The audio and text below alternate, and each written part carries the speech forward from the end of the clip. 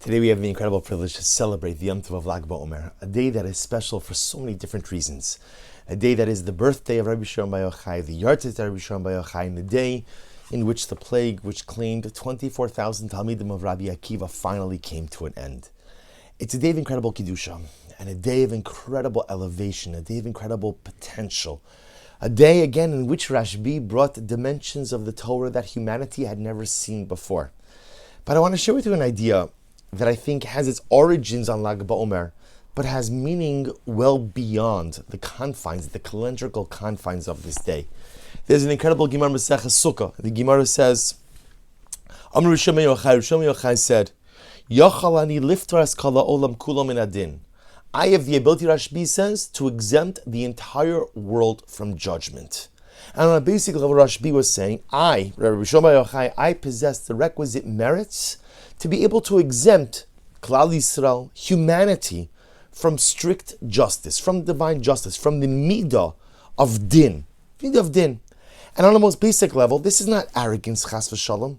This is Rashbi exhibiting leadership. This is Rashbi saying, I am willing to shoulder the sin burden. I'm willing to shoulder the collective burden of Klal Yisrael, of humanity, and I'm willing to wipe it away with my own zechuyos. This is leadership. This is ownership, reminiscent of Moshe Rabbeinu being willing to face down Kiviyachal HaKadosh Baruch Hu.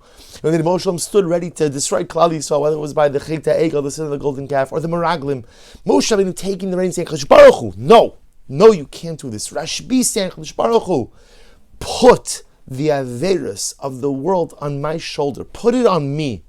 And I, through my zechuyos, through my merits, have the ability to exempt the world from din, from strict divine justice. But perhaps Rashbi was trying to convey to us another lesson as well.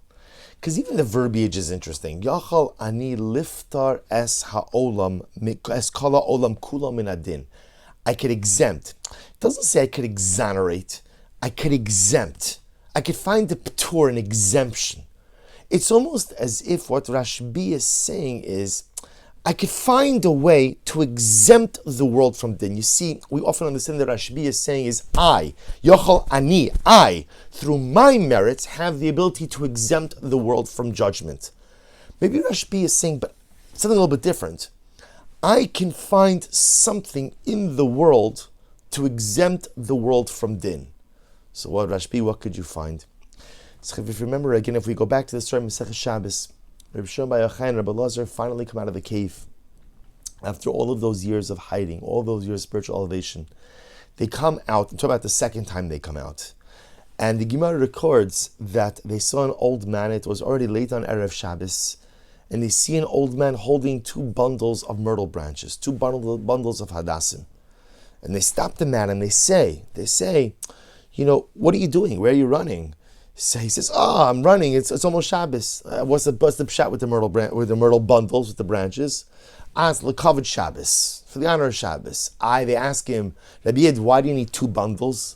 Rabbi asked him, why do you need two bundles? And the man said, Echa kineged zocher, then Echa kineged shomer. Remember, again, there's two components to Shabbos.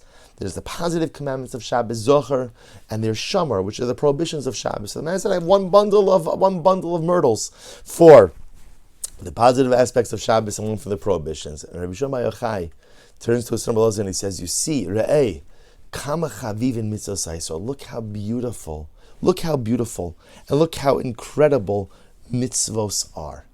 And maybe what Rashbi is saying, maybe if we combine the two Gemaras, is, do you know how to exempt Klal Yisrael from din?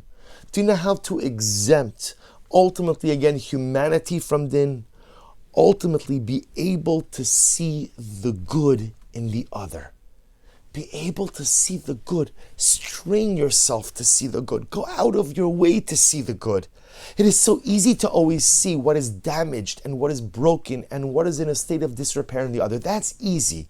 Because the truth is, most of us wear those things on our sleeves. You could size me up in 1 minute. You can see everything that's broken, everything that's misfiring in me. And Rabbi Shimon Bar Yochai is saying, go out of your way to see something good in another person. This simple Jew, let's be honest, Was he anything all that remarkable? He's rushing right before Shabbos. He's holding 2 bundles of myrtle branches. L'kavod Shabbos. Fantastic. Fantastic. I bring home flowers for my wife on Erev Shabbos also. Fantastic. Good. I hope that it earns me some points. I hope that my wife appreciates it. But Lamaisa, I don't think it makes me all that special. So a guy's running home with 2 bundles of myrtle branches before Shabbos. Fantastic. That's like the best thing in the world.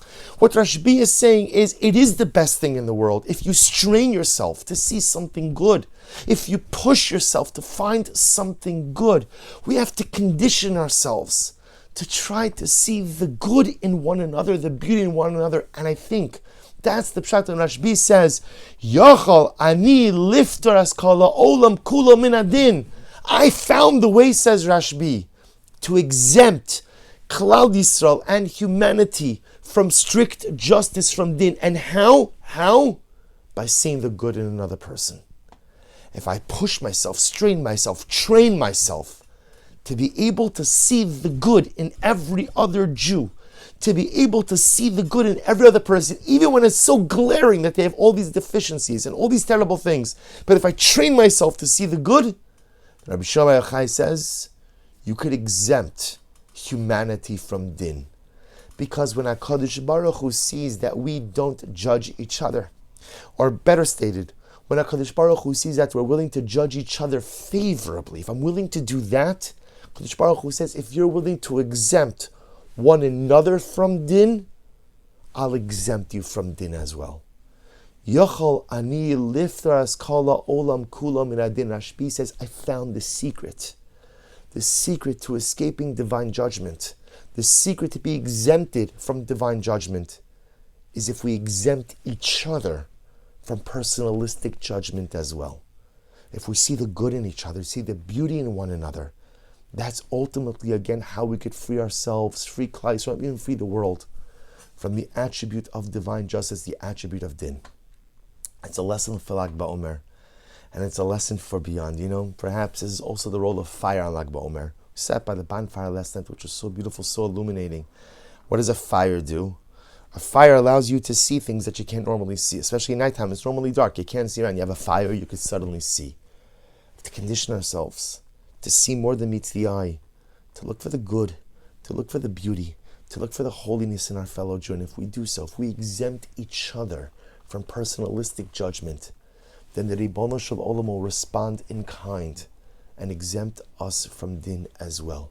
May we zocha me'eretz Hashem to internalize this lesson on this beautiful and holy Lag BaOmer, and be zocha to take it with us in the days, and the weeks, and the months, and the years ahead. Wishing everyone a lichtige Lag BaOmer.